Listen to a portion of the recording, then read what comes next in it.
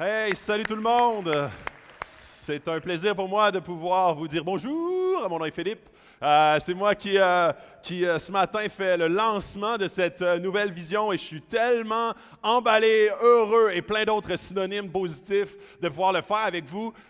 Comme Jasmin l'a dit, c'est vraiment un plaisir pour nous de pouvoir vous accueillir. Ça fait plusieurs temps que vous venez ou c'est la première fois. On veut ce matin que vous goûtez une parcelle de ce que c'est Acts 21. On veut vous montrer ce matin c'est quoi Acts 21 pour que vous puissiez faire « Wow, ça me tente d'embarquer dans cette famille-là ». Et sans plus tarder, vous allez voir comment est-ce que ce matin, je vais être très transparent sur les objectifs que j'ai avec vous. Il y en a plusieurs peut-être qui ont été traînés de gré ou de force ici. C'est peut-être votre première fois que vous mettez les pieds dans une église. Et dans le fond, le nom Acts 21 vient du fait que c'est une église qui est axée vers le 21e siècle avec la même base, le même contenu de la parole de Dieu, de Jésus, de Dieu. Alors, c'est vraiment nous autres, ce matin, ce qu'on veut faire, c'est que plusieurs Québécois et Sherbrookeois croient que l'Église, ce n'est plus pertinent. Ça n'a comme plus sa place, ça n'a pas rapport. Et dans le fond, moi, ce que j'aimerais vous montrer, et j'aimerais qu'on en discute ce matin, c'est comment est-ce que l'Église, c'est quelque chose de tout à fait pertinent. Mais en comprenant très bien pourquoi est-ce que vous pensez que l'Église n'est plus pertinente. Et la raison pour laquelle on a voulu caster une vision pour les 5 prochaines années, c'est parce qu'on sait très bien comment est-ce que c'est très important de savoir où on va collectivement. On veut savoir pourquoi est-ce que... C'est quoi ça? C'est-tu juste une place où est-ce que j'assiste à une couple de dimanches par année, quelques dimanches ou tous les matins? À quoi ça sert? Est-ce que c'est vraiment pertinent? C'est-tu utile pour ma vie? Et on veut, le but de la prochaine série des 6 semaines, ça va être de vous montrer qu'est-ce que c'est Acts 21, c'est quoi le but, et clairement vous inviter à faire partie de ce mouvement-là. Et dans le fond, ce que j'aimerais, j'ai une citation que je trouve vraiment intéressante de quelqu'un que j'aimerais vous présenter en début de parcours. C'est une citation de quelqu'un super connu au Québec qui s'appelle Piquet Bernard. C'est sûr, non, il n'est pas très connu au Québec, mais j'aime beaucoup son nom. Fait que, il dit ceci, « Un humain sans vision est un humain sans avenir. Un humain sans avenir restera toujours dans son passé. » Et la raison pour laquelle on veut regarder vers l'avenir, c'est justement parce qu'on veut se diriger dans une direction très précise. Et plus qu'on arrête d'avoir une vision, et plus que c'est facile de se cristalliser dans le temps et de devenir non pertinent. Et c'est là où est-ce que l'Église, je veux vraiment comme qu'on puisse apprendre ce que c'est l'Église ce matin. Je veux qu'on puisse découvrir c'est quoi, parce qu'il y a toutes sortes d'églises dans le monde et certaines églises qui ont certaines visions, certaines caractéristiques dans lesquelles on veut faire partie. Et je veux continuer en vous disant pourquoi une église devient non pertinente avec le temps. Et c'est clair que c'est une menace pour toute église. Pour toute église, c'est une menace de devenir une année caduque, complètement déphasée. Complètement comme ça ne sert plus à rien. Et la première raison, c'est la vraie mission est perdue. La vraie raison pourquoi on fait l'Église, pourquoi on est l'Église. Cette mission-là, puis la mission que Jésus a donnée à la fin de Matthieu, il dit « Allez, faites de toutes les nations des disciples ». Une Église est supposée d'être continuellement en mission. Une Église est supposée d'être une excellente nouvelle pour la ville, pour la province. Ce n'est pas supposé d'être quelque chose qui freine le développement. C'est supposé être quelque chose qui accentue le développement. Et j'ai plein de statistiques en tête. Je ne veux pas vous inonder de statistiques, mais je lisais toutes sortes de choses. Comment est-ce que l'Église a été un précurseur dans l'histoire. Depuis les 2000 dernières années, l'Église a été vraiment à la source de tous les mouvements d'envergure, la majorité des mouvements d'envergure positifs au niveau de l'éducation, des hôpitaux, au niveau des œuvres humanitaires, au niveau de l'impact. Il y a même plusieurs écrits sur le développement de toute la société occidentale. Où est-ce que, sans écoles, sur les 110 universités américaines les plus prestigieuses, 100 sont de fondations chrétiennes. La Croix-Rouge est de fondation chrétienne. Vision mondiale est de fondation chrétienne. La plus grosse organisation d'orphelinat à travers le monde a été démarrée avec des fondements chrétiens. Et c'est là où est-ce que, normalement, les gens qui sont l'Église et qui ont en tête la mission, n'ont pas juste en mission de dire on veut devenir plus ici, pour juste parce qu'on va se gonfler le chest, puis on va se dire waouh, on est tellement bon d'être beaucoup, mais c'est parce qu'on est orienté vers ce que Jésus nous appelle à faire. Et aussitôt qu'une Église devient politique, aussitôt qu'une Église devient un moyen de pouvoir, elle devient non pertinente parce qu'elle perd de vue la vraie mission. La deuxième chose, c'est que l'Église est plus concernée par elle-même que par les gens qu'elle est appelée à rejoindre. Et ça, je sais que c'est un débat qui fait rage depuis des décennies, où est-ce que l'Église souvent a tendance à dire, bien, l'Église, c'est fait pour nous. C'est un produit que moi, en tant que chrétien, je peux consommer, mais ce n'est pas fait pour les gens de l'extérieur. Sauf que la pire conception de l'Église, c'est que l'Église n'est pas quelque chose que tu consommes. L'Église, c'est quelque chose que tu es. Si tu es un chrétien, tu es l'Église. Donc, ce n'est pas quelque chose que tu dis, « Hey, je vais aller à cette école-là, ou je vais aller à ce bâtiment-là, puis ce produit-là est pour moi. » Non, tu es l'Église. L'Église, ce n'est pas un bâtiment. Ce n'est pas un endroit où on se rassemble. L'Église, c'est des gens qui sont habités d'une même foi, celle de Jésus-Christ. Alors, puis je vais vous montrer un peu l'historique du mot Église. Comment est-ce que ça a évolué et comment est-ce que même pour nous, Québécois, c'est devenu quelque chose qu'on a de la difficulté à comprendre, de par nos racines. Et c'est là où est-ce que plus qu'on est concentré vers notre intérieur et plus qu'éventuellement, on est plus concentré sur la mission de l'Église. Le troisième point, c'est la culture est vue comme l'ennemi. Il faut s'isoler de la culture, il faut attaquer la culture, il faut vraiment ostraciser la culture. Et à partir du moment que tu fais ça, tu deviens non pertinent parce que la culture a besoin d'être renouvelée, n'a pas besoin d'être détruite. C'est là où est-ce qu'on voit, souvent dans plusieurs églises, on voit comment est-ce que l'ennemi numéro un, c'est la culture. Et au lieu d'adresser les éléments de la culture, et à travers les années, là, on voit comment est-ce que la culture se modifie, on voit les conséquences positives et négatives de la culture. Donc, quand on met tout cet élément de la culture comme étant l'ennemi numéro un à cibler continuellement, sans la racine du problème de la culture, on devient des jugeurs professionnels.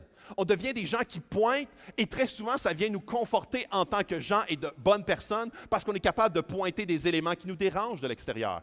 Mais dans ce temps-là, on devient des professionnels du jugement, on devient très hypocrite et l'Église se ressent vers elle-même et elle fait quoi? Elle perd la mission de vue. Ensuite de ça, ne répond pas aux vraies questions des gens. Les vraies questions de la culture. Les vraies questions de comme pourquoi est-ce que je voudrais changer? Pourquoi est-ce que c'est quelque chose de pertinent pour moi? Comment est-ce que cette affaire-là, c'est une bonne nouvelle et non pas toutes sortes de règles à suivre seulement? Et c'est là où est-ce que quand on ne répond pas à ces questions-là, on s'empiètre à dire, nous autres, ça fait comme plusieurs années qu'on connaît ces choses-là, on va s'entretenir entre nous autres, on va répondre aux questions que nous seuls on a et on devient non pertinent. Pourquoi? Parce qu'on n'est juste pas conscient de la culture, on devient très centré sur nous-mêmes, on perd de vue quoi? La mission. Et finalement, Dieu devient un accessoire dans l'histoire. C'est comme si l'histoire de Dieu, la Bible devient davantage un moyen par lequel on acquiert de la puissance, plutôt que de devenir l'objet de puissance qui nous transforme. Même après des années de marche chrétienne, cet outil-là, ce livre-là n'est pas un livre juste de bonne valeur, mais c'est un livre qui transforme et qui change nos vies continuellement.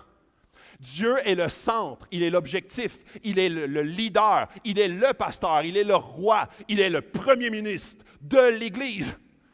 Donc, ce n'est pas quelque chose qu'on met comme juste « Ah, Dieu est là ». Juste comme on utilise Dieu comme étant un accessoire dans notre vie, ou est-ce que quand ça va mal, j'y fais allusion, mais quand ça va bien, j'y fais plus du tout référence? Ou est-ce que Dieu est plus une béquille que réellement le centre de ma vie? Et ça devient, ou est-ce qu'on finit par être très centré sur nous, encore une fois, non pas en tant que collectivité, mais en tant qu'être humain, et on perd de vue la mission. Donc, il y a toujours toutes sortes de raisons, puis j'aurais pu en mettre plusieurs autres. Mais il y a toujours des raisons qui conduisent l'Église à devenir non pertinente. Et je vous laisse faire le calcul. Je vous laisse faire le calcul de pourquoi est-ce que vous avez la perception que l'Église aujourd'hui est non pertinente pour vous au Québec. Qu'est-ce qui, dans ces 5 choses-là, sont devenues quelque chose de pratiqué qui a fait en sorte que vous avez cette perception-là aujourd'hui que l'Église est non pertinente? Et sachez-le, toutes les églises sont sujettes à ces éléments-là. C'est un risque. Et c'est pour ça que l'importance de la vision, comme le disait Piquet, c'est important de pouvoir avoir une vision pour ne pas se détourner de l'objectif principal d'être l'Église. Et c'est drôle parce qu'à travers les années, il y a eu plusieurs définitions de l'Église qui nous a amenés à avoir cette pensée-là par rapport à l'Église. Le mot « ecclésia », c'est le mot original qui définissait l'Église primitive. Et dans le Moyen Âge, ça s'est transformé en kirche. Pas en quiche, en kirche. Et l'ecclésia, ça veut dire c'est une gang de personnes qui sont appelées autour d'une seule et même croyance. C'est tout ce que ça veut dire, ecclésia. Et c'était la pensée de l'Église primitive. L'Église qui avait en tête la mission. On a tous la même mission. Que tu ailles à une église dans telle ville ou telle autre ville, on a tous la même vision.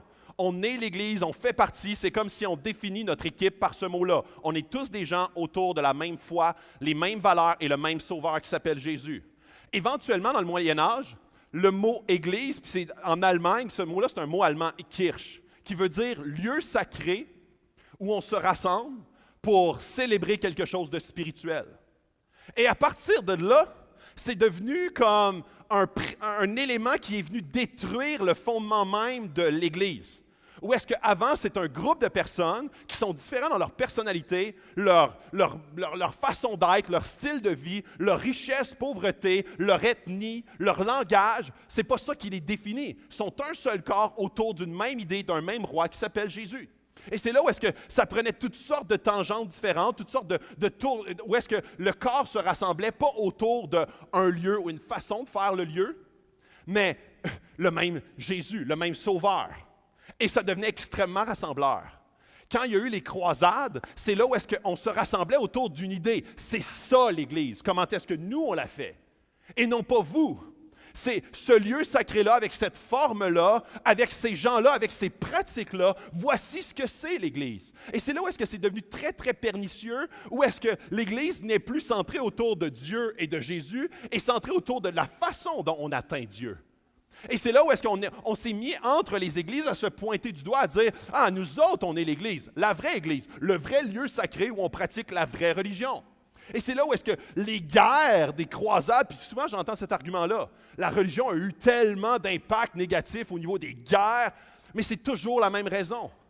La même raison que tu perds de vue la mission, tu deviens centré sur toi-même et ton succès en tant qu'organisation, tu te cristallises dans le temps et tu pointes la culture, tu pointes ce qui vient de l'extérieur. Dieu devient un accessoire dans l'histoire et ça devient un instrument de pouvoir. Et c'est là où est-ce que tu écrases, tu manipules les gens pour arriver à tes fins en tant qu'organisation.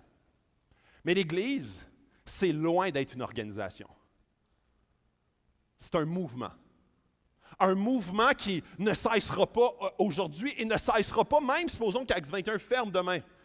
C'est clairement pas, c'est pas une église qui ferme, c'est un mouvement qui se poursuit. Nous ne sommes pas le modèle d'église. Nous ne sommes pas la façon de faire au monde. Nullement. On fait partie d'une église, on fait partie de d'autres églises qui font partie de la même église qui est celle de Jésus.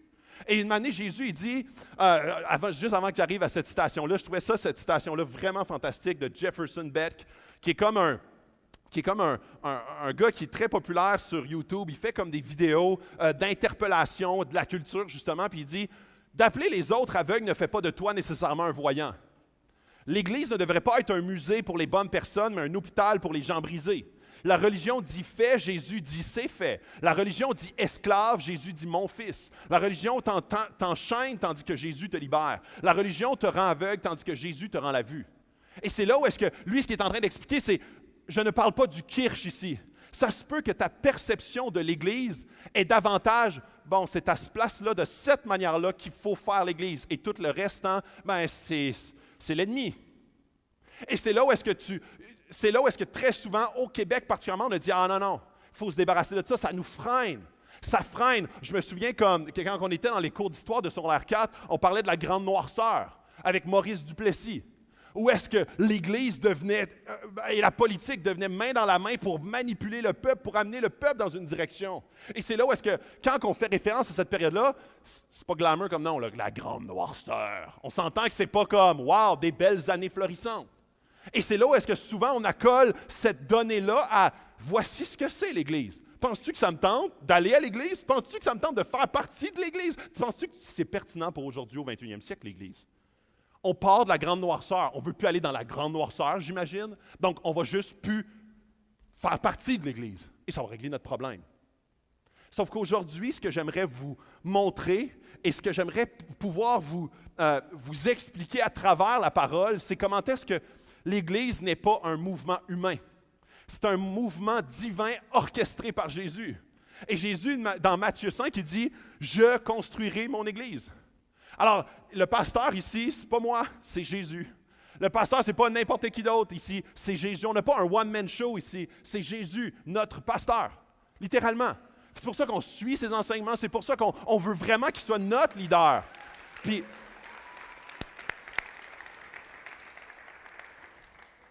vous applaudissez pour me faire ma trappe un peu, hein? OK, arrête là, tu parles trop vite. Ouais, une gorgée d'eau, merci, c'est très gentil. Alors, ce qu'on veut en tant qu'Église, c'est premièrement réaliser que ce n'est pas notre Église, c'est l'Église de Jésus. Il construit son Église. Alors, parfois, il y a des églises physiques. Et là, détrompez-vous, quand je parle d'église, des fois, ça peut être mélangeant. Parce que tous les chrétiens, c'est l'Église de Jésus. Maintenant, où est-ce que tu te rassembles en tant que chrétien? La façon dont tu fais l'Église, tu pratiques l'Église, c'est là où est-ce que des fois ça devient mélangeant.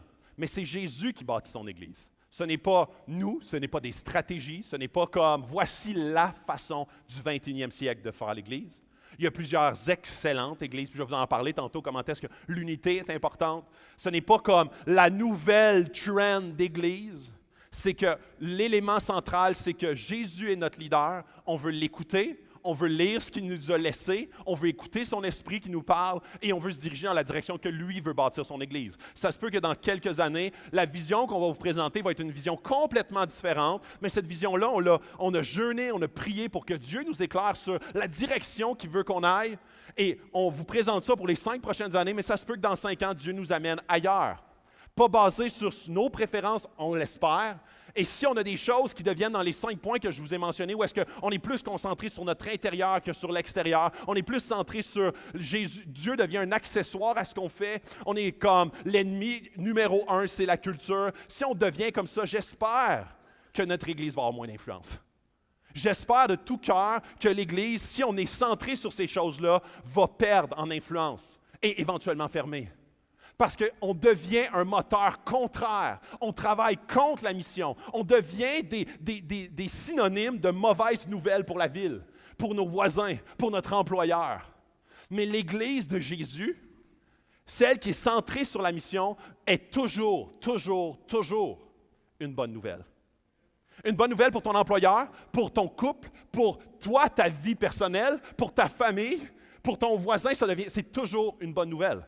Donc, c'est là où est-ce que la pertinence de l'Église, qu'aujourd'hui c'est clair, mettre de l'avant, c'est comment est-ce que la bonne nouvelle de Jésus n'est pas quelque chose qui va te freiner, mais te propulser. Ce n'est pas quelque chose qui va comme t'empêcher d'arriver à tes buts, mais qui va te réorienter avec des nouveaux buts qui vont faire en sorte que ça va avoir une portée éternelle et non pas juste sur ton présent.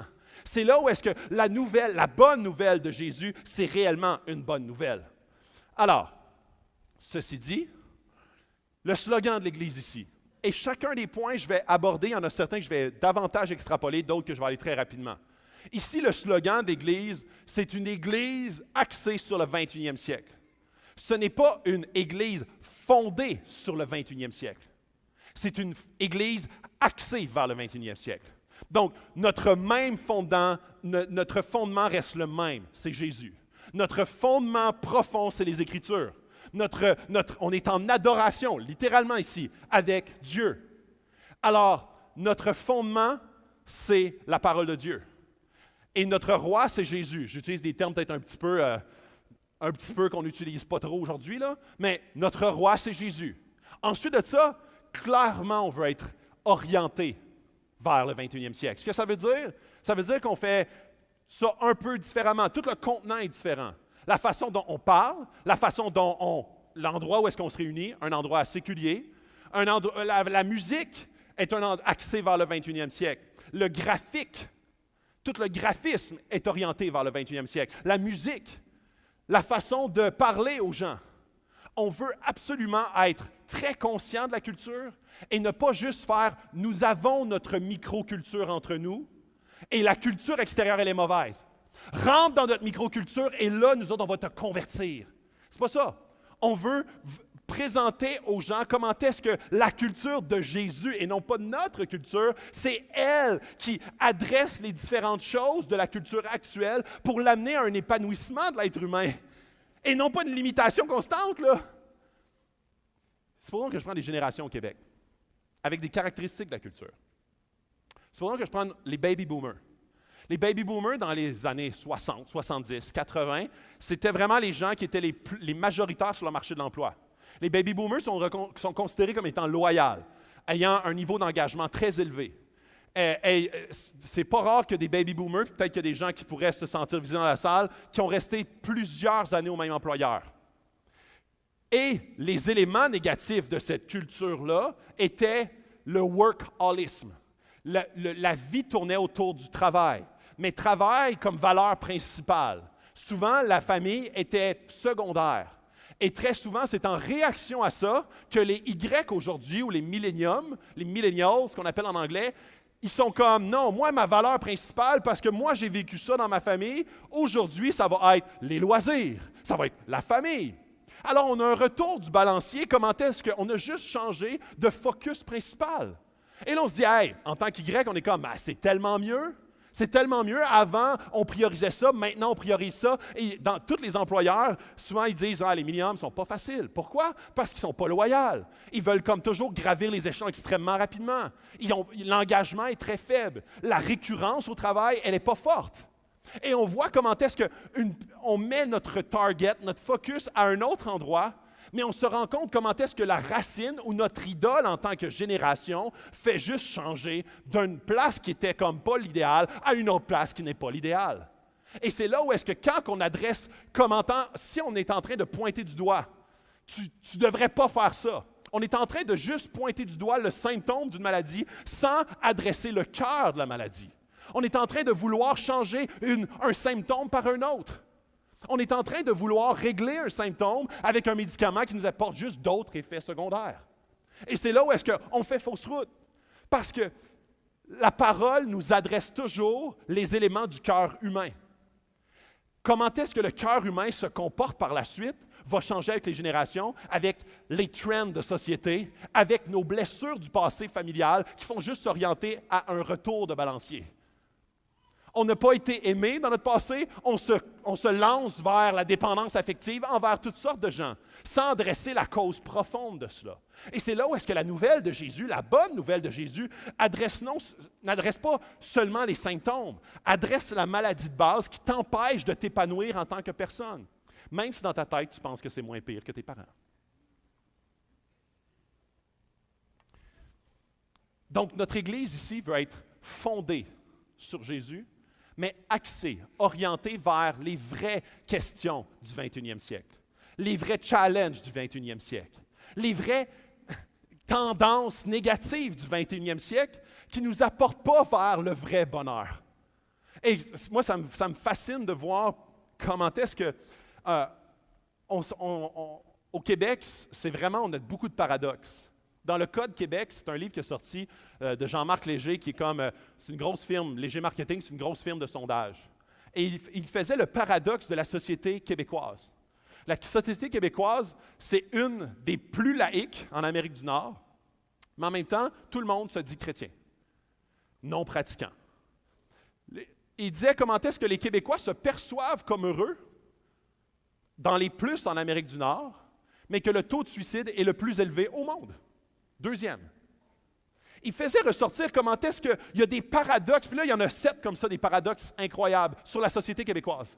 Comment est-ce qu'il y a une perception de ce que l'on est et le mal de vivre de ce que l'on est réellement. On a comme des tendances où est-ce qu'on est comme, on a enfin trouvé la vérité.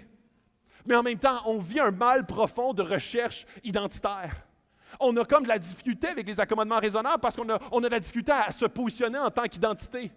On est comme, ouais, on est pratiquant, mais on haït l'Église. Ouais, on est super heureux, mais on veut se suicider. On est comme, yes, on est vraiment joyeux, vraiment au bout, mais on est vide en dedans. Et c'est là le paradoxe fondamental des Québécois. On a l'impression d'avoir enfin trouvé notre identité, mais on n'a jamais été plus à la recherche d'une identité. On est comme très réfractaire à la nouveauté ou à l'immigration parce qu'on est comme, hey, on va-tu perdre notre identité ou notre langue?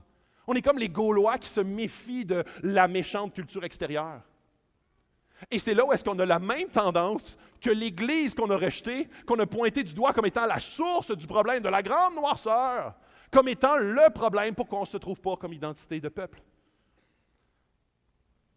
Mais de la même façon que la grande noirceur, ce n'était pas l'idée de Jésus. De la même façon, comment est-ce que l'Église est à risque de devenir un pouvoir politique, un pouvoir de manipulation, beaucoup plus que la mission de Jésus. Comment est-ce que l'Église peut devenir une très mauvaise nouvelle, mais ce n'est pas la bonne nouvelle de Jésus? Comment est-ce qu'une société peut rejeter tout ce qui fait la force, rejeter tous les impacts et ce que les gens ont utilisé la Bible, ils ont utilisé Dieu pour se vendre comme étant une Église, comme une force, pour pouvoir manipuler le peuple. Et le peuple fait non, on va tout jeter ça, on va jeter le Dieu, on va jeter toute l'utilisation que les gens ont faite de Dieu. Et tout ça, on ne veut plus jamais avoir affaire avec ça. Mais on a jeté en même temps ce qui fait la force et ce qui est une bonne nouvelle dans nos vies. La mission de l'Église ici. La mission de l'Église, c'est nous existons pour que les gens loin de Dieu soient transformés par l'amour de Jésus et que nous soyons tous inspirés à vivre son message d'une façon pertinente pour le 21e siècle. Alors, nous existons pour que les gens loin de Dieu. C'est qui ça, les gens loin de Dieu? On est tous loin de Dieu, à différents niveaux. Je veux absolument que dans 5 ans, je sois plus proche de Dieu que maintenant. Je veux absolument pas dire « je suis arrivé, moi ». Fait qu'on va aller chercher ceux qui sont là, loin, là. Non, non, on est tous dans le même bateau à vouloir se rapprocher de Dieu. Notre but ici, c'est que ça soit le plus facile pour quelqu'un qui a rejeté l'Église, qui a rejeté Dieu, qui n'a aucune croyance, qui n'a aucun même peut-être préconçu négatif par rapport à Dieu, qu'il rentre ici et qu'il comprenne ce que l'on fait, qu'il comprenne c'est quoi notre objectif, qu'il comprenne ce que l'on poursuit, qu'il comprenne c'est qui notre maître ici. Donc, on veut absolument être très accessible. On veut être une Église invitante. On veut être une Église qui enlève toute barrière au message central qui fait la force de l'Église, Jésus. On ne veut pas qu'il y ait d'autres éléments qui viennent nuire à ce message central-là. Donc, quand on dit « nous existons pour que les gens loin de Dieu soient transformés », c'est que tout le monde est impacté par ça. Et on veut absolument pas faire une Église que c'est seulement pour ceux qui sont des experts de l'Église qui soient invités. On veut que les gens qui n'aient jamais mis les pieds dans une Église se sentent comme chez eux quand ils arrivent ici. On veut qu'ils rentrent et qu'ils se sentent accueillis, aimés, peu importe leur horizon d'où ils arrivent, peu importe leur culture, peu importe leur langage, peu importe leur niveau de vie, peu importe les éléments qui les composent, on veut qu'ils se sentent accueillis, aimés, pris soin et que le cheminement puisse commencer avec Dieu. Oui, clairement, notre désir, c'est que tu rencontres Dieu parce qu'on croit sincèrement que c'est la meilleure nouvelle qui peut arriver dans ta vie.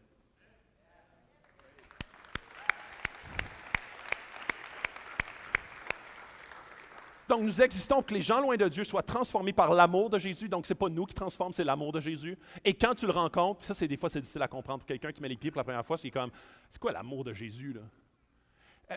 Puis tous les gens qui goûtent à ça sont comme, j'aimerais te le faire goûter, mais je ne suis pas capable de faire la recette. Je n'ai pas les ingrédients pour le faire. Mais quand tu y goûtes, tu es comme, ah! Kumbaya! Bon, c'est ça. Mais ça, tu ne peux pas te le faire expliquer. C'est comme quand tu réalises cela, tu es comme, wow, Jésus, il m'aime. Donc, je n'ai plus besoin de me prouver à tout le monde. J'ai plus besoin d'être aimé par toutes sortes d'hommes ou de femmes dans ma dépendance parce que Jésus m'aime. Je suis capable de mettre, avant, j'avais toutes sortes d'idoles dans ma vie. Maintenant, mon target principal, c'est Jésus. Je vois comment est-ce que je trouve ma valeur en lui. Je suis son bien-aimé. Il est mort pour moi. Et c'est là que ça change toute ta vie au complet, basée sur une nouvelle identité. Je ne m'étirerai pas plus là-dessus. Et que nous soyons tous inspirés, ensemble, toute la gang, tous inspirés à vivre son message d'une façon pertinente pour le 21e siècle. Donc, l'Église, ce n'est pas ce qui se passe ici dimanche. Que nous soyons tous inspirés à vivre notre foi et l'amour et le message de Jésus pour le 21e siècle, ça veut dire que quand je sors d'ici, je veux vivre le message de l'amour de Jésus à mon travail.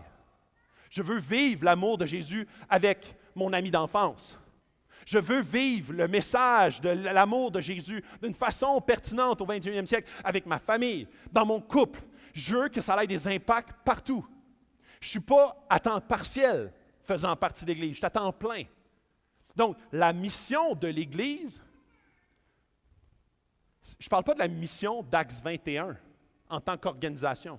Je parle de la mission de l'Église dont tu fais partie, est d'être en mission. Et d'être en mission, c'est tous les jours. Je trouvais ça tellement drôle parce que c'est la même chose qui s'est passée dans toute l'Église primitive. Comme dans toute l'histoire, comme quand Jésus était sur la terre, il a pratiqué 40 miracles.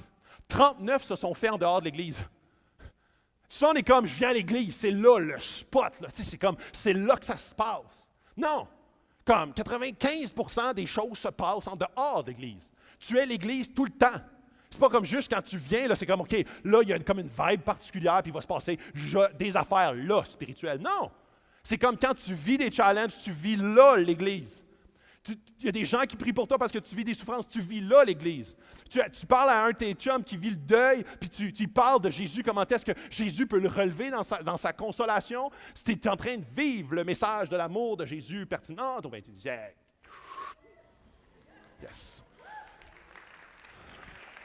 Alors, les 5 champs d'action dans lesquels on va comme focusser sont, puis ça, on va en parler dans les 5 prochaines semaines. Alors, les 5 champs d'action, c'est les 5 façons dont on va accomplir cette mission-là. Donc, on veut se rassembler. Le dimanche matin, on veut se rassembler. On veut être ici, on veut être collectif ensemble. On veut arriver, puis on est comme, yes! C'est une bonne nouvelle, on veut se réjouir parce qu'on fait toute partie de la même Église, partout dans la ville de Sherbrooke, même dans la région de l'Estrie. On a toute cette même croyance-là, on est tous appelés autour de ce même Jésus-là. Puis quand on arrive ici, c'est la fête. C'est la fête parce qu'on est comme, yes, yes, yes, yes, viens avec nous, viens, embarque là-dedans, invite tes amis, yes, embarque là-dedans, c'est malade, j'ai découvert des choses incroyables pour ma vie. Puis c'est pas eux autres qui le font là, ici, c'est Jésus qui le fait. Mais ça, je pourrais difficilement te l'expliquer, il faut que tu le vives.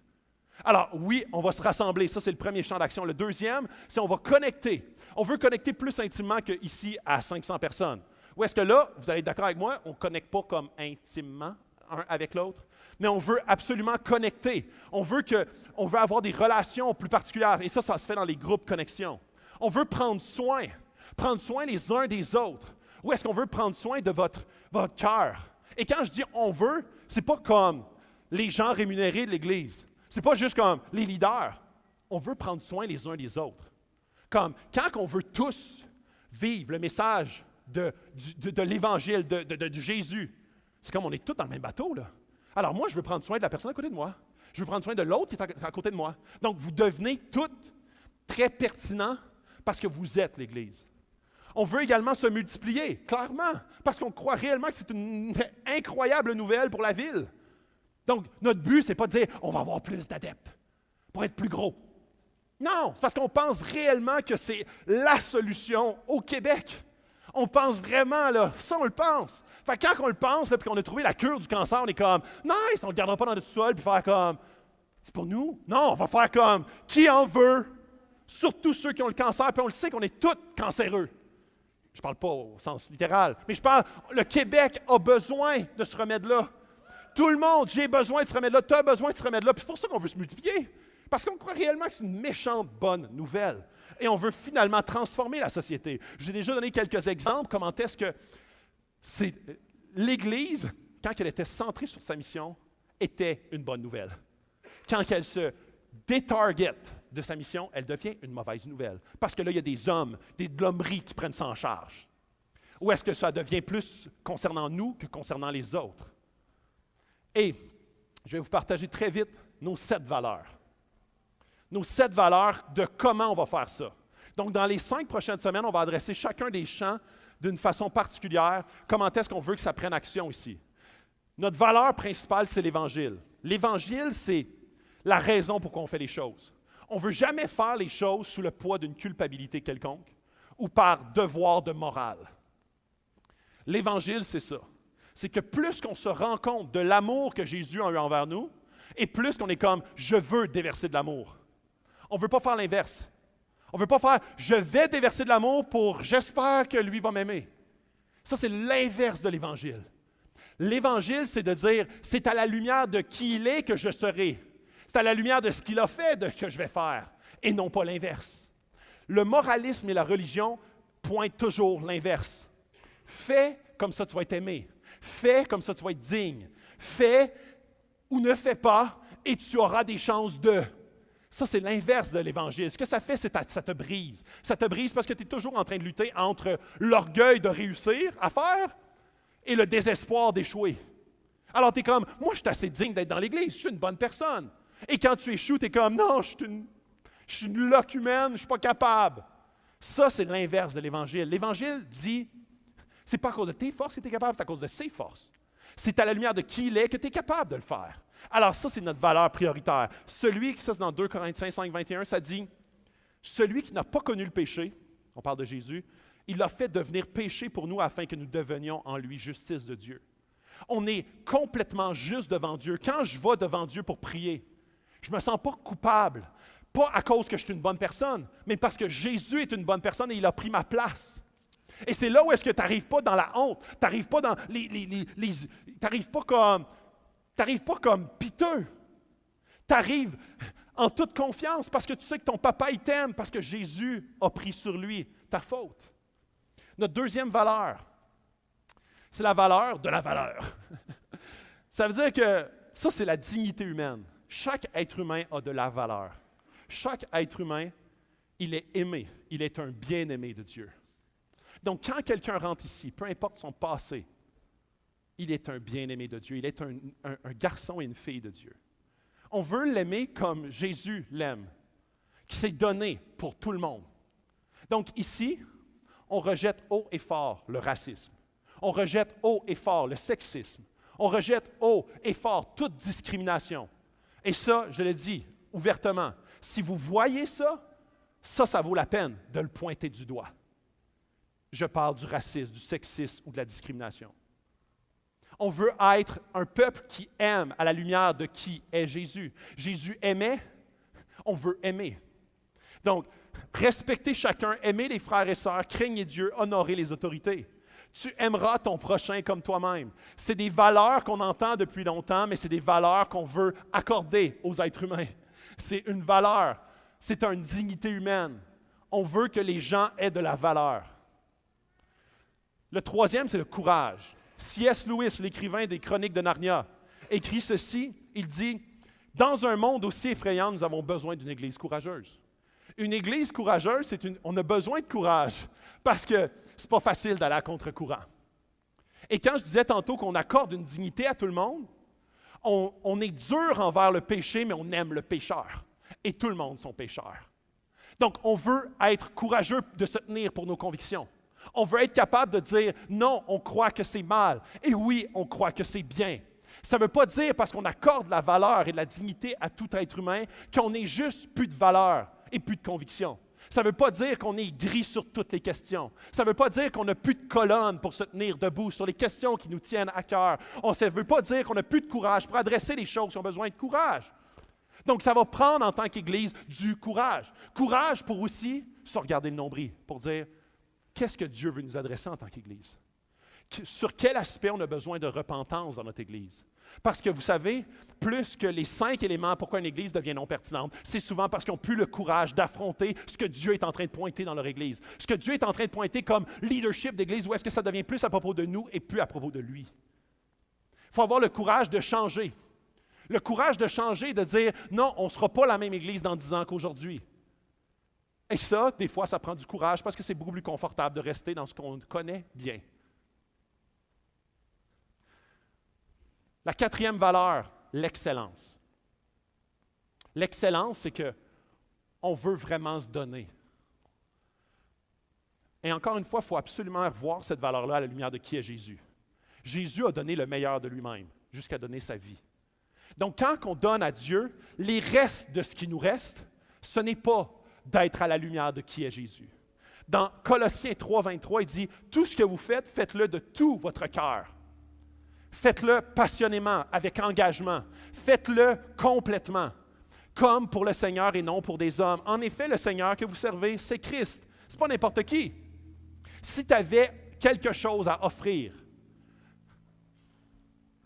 à un grand de ce monde, à ton joueur de hockey préféré, au premier ministre, comment est-ce que tu voudrais lui offrir? Et l'excellence qu'on poursuit, ce n'est pas pour dire, OK, votre employeur vous demande l'excellence, nous autres aussi. Non. C'est que dans le fond, quand tu découvres à quel point Jésus est fantastique et merveilleux, tu dis, je veux l'excellence, je veux arriver à l'excellence, j'en veux plus, j'en veux pas moins, je veux pas la médiocrité, je veux l'excellence parce que lui, il est excellent, lui, il est parfait. Il y a un autre verset qui dit, soyez parfait comme votre Père est parfait, tout simplement. Tu sais. Et c'est là où est-ce que c'est quelque chose qu'on veut tendre. Si on dit, on va se mettre comme objectif de juste comme, on va y aller comme on le feel. Quand Jésus dit « Soyez parfaits comme votre Père est parfait », ça veut dire qu'on ne veut rien de moins que l'excellence. On ne l'atteindra pas ici, mais c'est ce qu'on veut. C'est ce qu'on veut tendre. C'est ce qu'on veut aller par la puissance de qui il est, non pas de ce que l'on est, encore une fois. La valeur numéro 5, la persévérance. Ça va nous en prendre. Ça va nous en prendre parce que ça ne sera pas toujours facile. Ça ne sera pas toujours facile de persévérer. Et quand j'entends persévérance, j'entends toutes sortes d'autres mots très importants. Engagement, constance, persévérance. Il faut absolument, si on arrive dans l'Église en disant « J'en ai-tu pour mon argent? » Si on arrive dans l'Église avec une pensée de consommateur, pour moi, c'est clair, net et précis, que ça va être drainant. Parce que notre target, ce n'est pas de dire, est-ce que cette affaire-là, ce n'est pas un cours, ce n'est pas comme une thérapie, ce n'est pas comme une thérapie du bonheur pour toi. C'est quand tu te rends compte ce que Jésus a fait, tu dis, hey, moi je fais partie de cette affaire-là. Ça me fait penser à l'armée. Comme quand quelqu'un rentre dans l'armée, il s'engage. Pas pour n'importe rien qu'on appelle l'engagement. Parce que quand il est appelé à aller au front, lui, s'il dit, j'en ai-tu pour mon argent de risquer ma vie de même, là, puis ça se peut que je perde une jambe au combat. J'en ai-tu pour mon argent, là? J'ai-tu assez d'adrénaline positive pour, hey, ça vaut la peine? Nice! Non!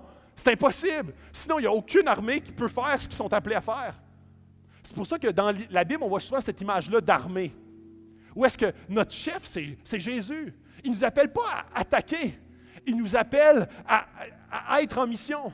Et notre mission, c'est d'aimer. C'est de propager la bonne nouvelle. C'est pas de tourner le bras ou de twister le bras avec manipulation et avec pouvoir pour que les gens disent « Ah oui, je le crois par peur ». Non, c'est qu'ils fassent à cause qu'ils tombent eux aussi amoureux d'eux. Qu'ils voient comment est-ce que Jésus, ce n'est pas un personnage seulement historique, c'est un sauveur actuel. Et quand tu vis ça, là, tu fais « Oh, wow, je m'engage ». Je m'engage, ça va coûter cher des fois, oui. Ça va être difficile, oui. Des fois, je vais avoir des épreuves, oui. Mais est-ce que c'est à cause que j'en ai assez pour mon argent que je suis Jésus? Non. C'est parce qu'il m'a sauvé. C'est parce qu'il m'a aimé. C'est parce qu'il est que je suis. Même principe, toujours l'Évangile. Dans Hébreux 10, 36, car vous avez besoin de persévérance. Ça va être tough, c'est sûr et certain. Des fois, il va y avoir des gros défis devant nous. Ça va être tough. Si on n'a pas de persévérance, et si on ne regarde pas à Jésus et qu'on regarde à nos propres forces, on va manquer de force. Notre source d'énergie ne provient pas de notre bonne capacité à tolérer, mais dans sa grâce à nous donner. Nous avons besoin de persévérance afin qu'après avoir accompli la volonté de Dieu, qui parfois nous appelle à de grandes choses, à de grands sacrifices, mais c'est sa volonté, vous obteniez ce qui vous est promis. 6e valeur, la générosité. On veut être une Église généreuse. Généreuse à tout point de vue. Dans notre temps, nos talents, notre argent. Et je sais que c'est une question délicate au Québec. Parce que très souvent, ça a été l'élément qu'on a exploité par crainte, par pouvoir et par politique. De dire, sois généreux. C'est pas ça la générosité. La générosité, c'est je veux donner parce que j'ai incroyablement reçu. Et quand tu reçois une nouvelle famille, une nouvelle identité, un nouvel amour, tu te dis, wow, je veux donner avec tout ce que je suis. Mon argent en fait partie, mes talents en font partie, mon temps en fait partie. Et c'est pour ça que si c'est la première fois que tu nous visites, on t'interpelle à dire « Sois bénévole ». Il y a comme, ce matin, on était ici tous réunis en avant, il y avait 60, 50 bénévoles qui priaient pour ce matin. C'est une famille plus restreinte. C'est comme, oui, on veut donner notre temps, on veut donner nos talents, on veut donner notre argent, parce qu'on ne croit pas que cette église-là, ce bâtiment-là, c'est ce qu'on poursuit. Non, on poursuit la mission de Jésus. Et la mission de Jésus, ce n'est pas juste pour les gens ici, c'est pour la ville de Sherbrooke. Et finalement, l'unité. L'unité interne et externe. Ce que je veux dire, c'est que on doit rester unis ici, à l'interne. Ou est-ce qu'il faut savoir repérer la médisance? Il faut savoir repérer la discrimination. Il faut savoir repérer ces choses-là qui ne sont pas pour l'unité. Il faut soit demander, supposons qu'il y a quelqu'un qui attaque nos leaders ou quelqu'un dans l'Église, on veut valider ou exhorter. C'est sûr qu'on veut savoir si c'est vrai, parce que si c'est vrai, on veut exhorter. Dire, c'est pas ce que la parole enseigne. On t'encourage à. Si on entend des oui-dire, on veut veiller sur l'unité. Ça ne veut pas dire de faire son sourd. Ça veut dire d'aller à la source. Ça veut dire, non, je ne laisserai pas des cancans se promener. Je vais les adresser à la source pour savoir si c'est vrai. Si c'est vrai, je vais l'exhorter. Je vais l'adresser. Parce que ce qu'on veut ici, c'est toujours tendre à Jésus. Et Jésus, il veut une Église sainte. Il veut une Église qui obéit. Il veut une Église qui est entièrement dédiée à lui. Donc, ce n'est pas une Église qui n'a pas de courage. Ce n'est pas une Église grise qui fait comme toujours, on va mettre nos poker face le matin, puis ni vu ni connu. Non, on veut vivre dans l'obéissance, dans la transparence et l'authenticité. On veut être capable de se pointer les éléments qui ne le glorifient pas. Pas pour se vanter, mais pour le glorifier. Et finalement, externe. On ne veut pas juste être unis entre nous autres. On veut être unis avec toutes les églises de la région. Parce qu'on fait toutes partie de la même Église. Fait que, est-ce que le peloton 4 et le peloton 5 vont se faire compétition dans l'armée canadienne? Non.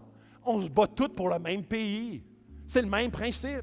Si on est comme, nous autres, on l'a l'affaire, eux autres, telle Église, l'ont pas l'affaire, on est en train de se mettre le doigt dans l'œil très profond parce qu'on est en train de parler contre le peloton 5, puis nous autres, on est le 4. Fait qu'il faut avoir de l'unité externe. C'est pourquoi je vous invite, les mardis matin, il y a de la prière à 5h30 au Carrefour chrétien, où est-ce que toutes les églises de la région prient. C'est de bonne heure, mais on est tous ensemble pour la même mission. Ce n'est pas notre mission ici, là. C'est la mission de Jésus, partout dans le monde. Je veux finir avec ça. Voici nos valeurs. L'Évangile, toujours. L'Évangile contamine positivement toutes les autres valeurs. Si tu oublies l'Évangile, dans toutes les autres valeurs, ça devient une valeur qui va te briser. Si tu as besoin d'avoir du courage sans l'Évangile, ça va te briser. Si tu as besoin d'avoir de la persévérance sans l'Évangile, ça va te briser. Si tu as besoin de persévérer et d'être excellent sans l'Évangile, ça va te briser. Pourquoi? Parce que ta force, tu vas la puiser à une place qui est très épuisable. Si on ne tire pas notre force de ce qui est divin, comment est-ce qu'on peut avoir un comportement qui est divin? Les gens, les chrétiens de par le monde, à travers l'histoire, qui ont fait de grandes choses, incroyables, s'ils le faisaient par leur propre force, éventuellement, ça arrivait à tomber. Parce que Dieu résiste aux orgueilleux, mais fait grâce aux humbles. Il faut absolument, en tant qu'Église, qu'on soit une Église humble. Parce que sinon, on est très, très à risque de devenir non pertinente. Mais on veut absolument être une Église qui se challenge les uns les autres, pas juste la personne qui a le micro ici sur le stage. On veut être chacun dans la salle capable de se challenger les uns les autres, d'avancer de manière authentique en tant qu'Église, une famille, ensemble, dans la même direction, celle de Jésus. On veut continuellement avoir du courage pour s'afficher, s'affirmer dans notre milieu de travail. Nous sommes chrétiens et c'est une belle nouvelle. C'est une bonne nouvelle pour moi, mais c'est une nouvelle pour toi. Et je ne le fais pas sous le coup de la honte ou de la culpabilité. Je le fais parce que c'est réellement une bonne nouvelle pour moi et pour toi. C.S. Lewis, encore une fois, il dit, si le christianisme est faux, cela n'a aucune importance. On s'en fout. Et si le christianisme est vrai, cela a une importance infinie, capitale, journalière et quotidienne. C'est incroyable les impacts, si c'est vrai. La seule chose qui demeure impossible est que le christianisme soit d'importance modérée. Alors, ce matin, Où est-ce que tu te positionnes? Le Québécois moyen se dit chrétien non pratiquant. Un végétarien non pratiquant. Il se voit comme, ouais, c'est d'importance modérée. Comme c'est une bonne idée, il y a des choses que je trouve intéressantes, il y a des valeurs que je trouve intéressantes, mais quand tu ne prends pas ce qui en fait la force de ces valeurs-là, ça te brise. Et ce n'est plus pertinent du tout, du tout. Et c'est là où est-ce que le christianisme, c'est soit d'aucune importance, si c'est faux, ou d'une capitale importance, si c'est vrai, mais ça ne peut pas être modéré. Fait que positionne-toi. Si tu es un athée et tu dis ça là, c'est pas vrai de toute façon, c'est n'importe quoi. OK, importance aucune. Mais si c'est vrai, cherche à découvrir la vérité. Si tu es dans la position modérée, tu te dis OK, c'est vrai, je ne peux pas me maintenir là. Aie une rigueur et fais comme va dans le fond des choses. Recherche. Puis moi, je trouve tellement ça, à travers les années, tellement de gens venaient me voir et disaient comme je ne crois pas vraiment à ça, mais tu sais, je suis un peu à la recherche. Puis là, je dis OK, mets Dieu au défi. Prie-le peut-être pour la première fois de ta vie, dis Dieu, si tu existes, montre-moi que tu es vrai. Dieu, si tu es vrai, comme je veux savoir si tu es vrai. Comme organise des éléments dans ma vie pour que je vois que tu es vrai. Et c'est arrivé il y a 3 semaines à un gars qui est venu ici et qui est venu me voir, puis il me dit j'ai de la misère, j'ai des blocages, puis j'ai été blessé dans l'Église, fait que je ne veux plus rien savoir, mais il dit ça fait 2 fois qu'on m'invite ici, puis ça me travaille un peu. Fait que j'ai pas commencé à lui dire des arguments, là. J'ai dit, comme, vas-y, peut-être pour la première fois de ta vie, adresse-toi à Dieu, mets-le au défi. Cherche-le pour de vrai. Cherche-le pour savoir si c'est faux ou si c'est vrai. Si c'est vrai, ça va changer ta vie. Si c'est faux, il ne se passera rien. Vas-y. La semaine suivante est arrivée, et c'était pendant la période de chant, et il saute dans mes bras en pleurant. Puis il dit, Dieu m'a parlé cette semaine. Puis, je veux dire, je lui ai pas demandé comme, c'est quoi qui t'est arrivé? Là? Il y a une étoile filante qui a traversé ton salon, ou je sais pas moi, il y a de quoi qui, tu sais là, je sais pas, là, une vision. Il dit, Dieu m'a rencontré. Et là, il était tout ému. Puis là, genre, il était comme, puis là, il a expérimenté ce que on peut expliquer, mais quand tu le vis, tu es comme, OK, là, c'est autre chose. Fait que ça a passé pour lui de le christianisme est faux à le christianisme est vrai. Et ça a eu des impacts infinis dans sa vie. Et maintenant, il est en cheminement comme toutes vous et moi. C'est quelqu'un qui marche avec Dieu, qui découvre les challenges de la vie chrétienne, qui était plus loin de Dieu qu'il l'est maintenant. Comme moi, j'espère être plus proche de Dieu dans quelques années que je suis maintenant. Comme toutes nous, on veut tous aller vers Dieu de plus en plus. C'est ça, vivre la vie chrétienne. C'est ça, être l'Église. C'est ça, comme faire de Jésus notre roi, faire de Jésus notre sauveur et notre Seigneur. On s'oriente dans cette direction-là ensemble pour les prochaines années. Je termine avec une citation que je vais répéter à la fin également.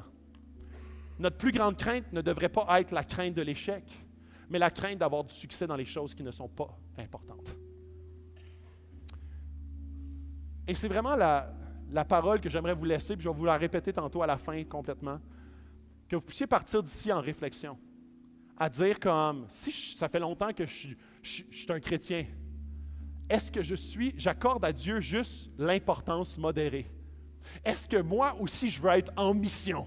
Je veux embarquer là-dedans dans une vision de 5 ans qu'on va vous présenter dans les prochaines semaines. Ou est-ce que je veux faire partie de ça parce que c'est une bonne nouvelle? Ça a été une bonne nouvelle pour moi, pour ma famille, pour les gens autour de moi, pour le futur de la ville de Sherbrooke. Je veux avoir un impact par la puissance de Jésus.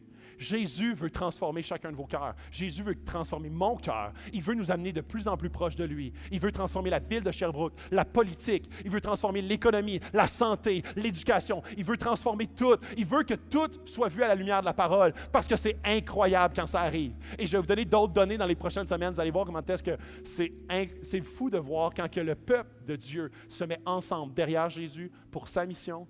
Il y a des choses incroyables qui se passent. Et moi, je veux faire partie de ce peuple-là qui est derrière Jésus. Et je vous invite à être avec moi dans cette vision-là pour les 5 prochaines années. Donc, on va prendre un temps de louange.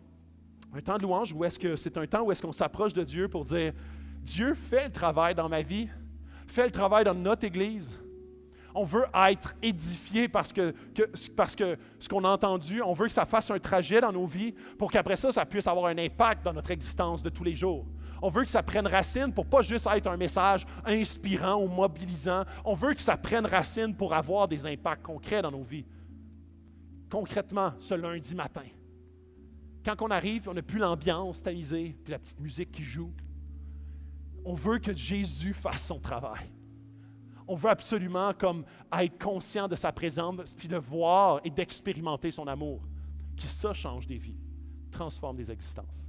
Je vais terminer par un mot de prière, puis après ça, on va poursuivre dans la louange. Oui, Dieu, on est tellement reconnaissant parce que tu as fait de nous tes garçons et tes filles d'adoption.